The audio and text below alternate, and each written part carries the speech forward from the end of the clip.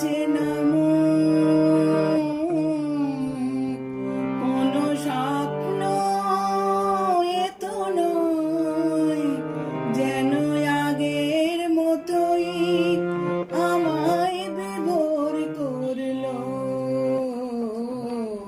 গভীর রাতে হঠাৎ জেগে তোমায় মনে পড়লো।